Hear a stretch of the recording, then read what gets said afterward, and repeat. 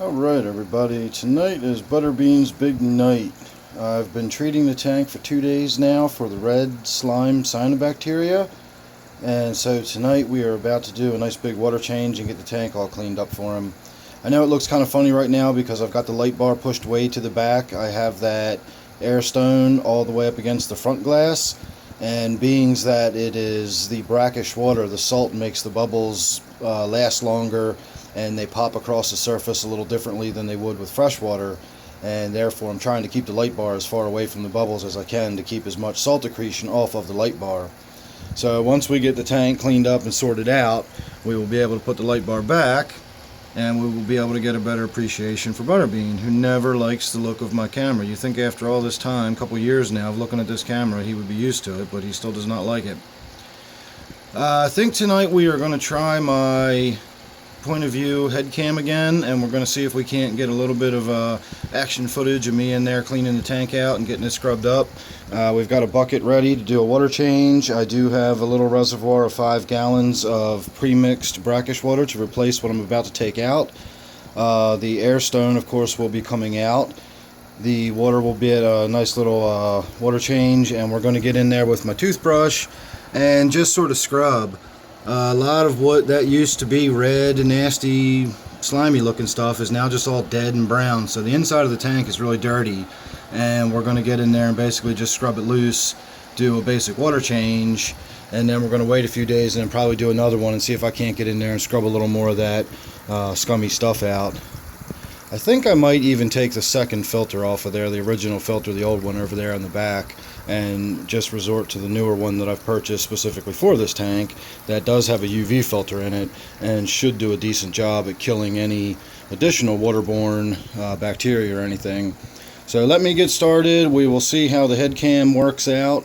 Alright everybody, no such luck with the head cam. I tried it, it didn't really work out.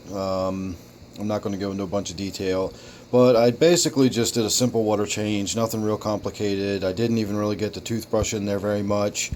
What I'm finding is the Marimo moss that's been growing in there is actually so in and down through the substrate, it's created a matrix that everything is sort of growing in. So I'm still going to need to do a little more work in there, but I was able to do a nice water change. I got it cleaned up a little bit. I've not yet done a filter change, but I did want to wrap this video up. It didn't turn out the way I wanted, but I didn't want it to be a complete washout. So I have in my hand a few little snails, and we're going to throw them in there. And this is not normally how I feed him, but let's see if we can't get Butterbean to eat some snails for us. So let's see if we can get these to drop in the right place and get him to notice that they're over here. Okay, you definitely saw them.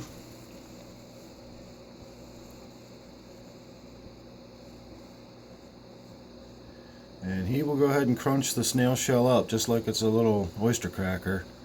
It doesn't bother him a bit. And he also knows there's more in there, so now he's got a little bit of forage and he'll be snooping around looking for more of them.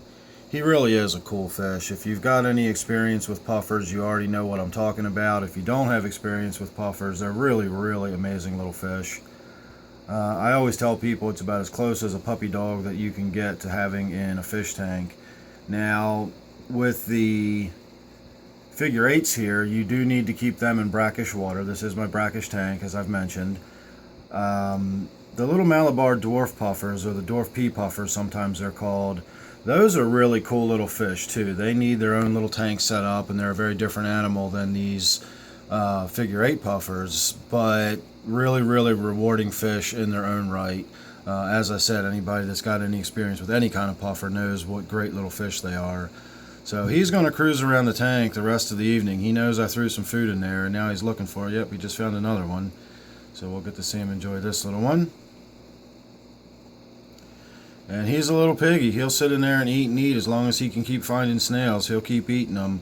He also eats bloodworms readily, and he will eat freeze-dried krill fairly regularly. Like all puffers, he does need to have his tooth plates worn down, so it's important to make sure they get some shelled food in their diet. They cannot only live on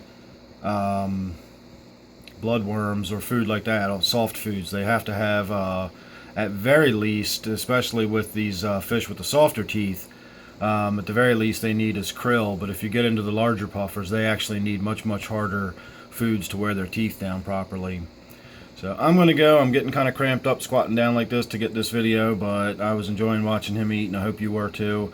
So sorry this video didn't turn out the way I'd hoped. I am working on getting this head cam straightened out so we can get some better video with that. We are getting the brackish tank cleaned up. As you can see, we're on our way to getting there. I really like the floating water sprite in here. Butterbean does too. I often see him up in the roots, rooting around, looking around for stuff. So that's very good for him, and his activity keeps him busy, and he's a much happier fish now. So thanks for watching. Please subscribe if you're not already. Hope you enjoyed this one. There's plenty more to come. If you're subscribed, you won't miss any of it. And I'll see you real soon on the next one. Thanks for watching.